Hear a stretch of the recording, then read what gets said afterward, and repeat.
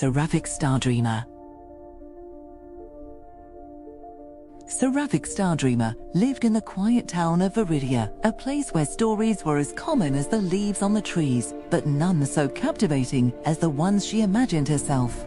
Each day, she would walk the cobbled streets, observing the ordinary lives of her neighbors, all the while feeling a peculiar emptiness, as if she were waiting for a story of her own to begin. En wordt weaving on much polishers, might on Saturday, or not this a description of Schwabelstan, can all contact from senior states, certificate mailing, criminals, spoken slabs, options, and fine wet guards manners.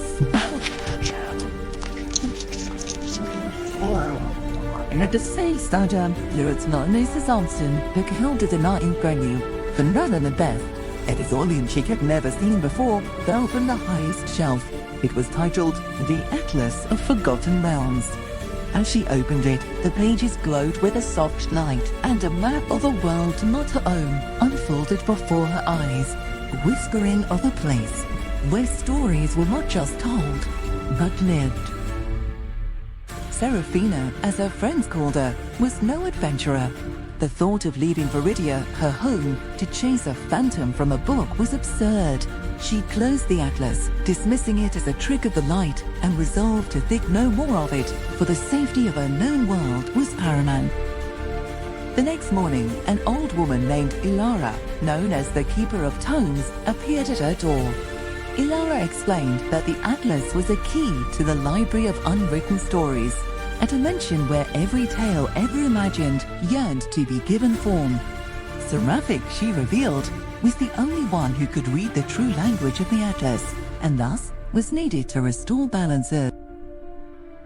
With a deep breath and the atlas in hand, Seraphic stepped through the portal that Ilara opened, a shimmering doorway where his front door had been.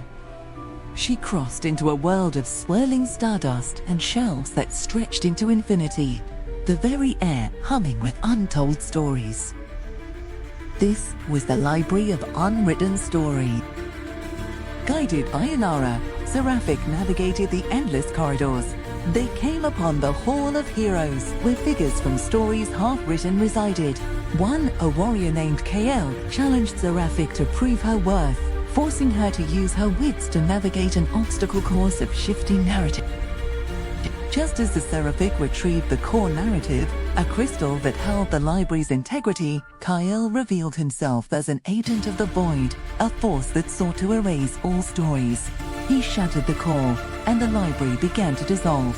Ilara, in a final act, transferred that remaining energy to Seraphic, but faded away, leaving Seraphic alone and betrayed by the very stories she sought to save. Standing in the dissolving library, Seraphic refused to let the stories die. Holding the shards of the core, she felt the emotions of every story she had ever loved. She spoke of the joy of adventure, the pain of loss, the hope of a new day, and as she did, the shards glowed, knitting back together. The library stabilized, brighter and more real than before. Kael, defeated, was now a man of stories, not void. Seraphic had rewritten his narrative. Seraphic returned to Viridia, but the town was no longer just a town. It was a part of the library, and she its keeper.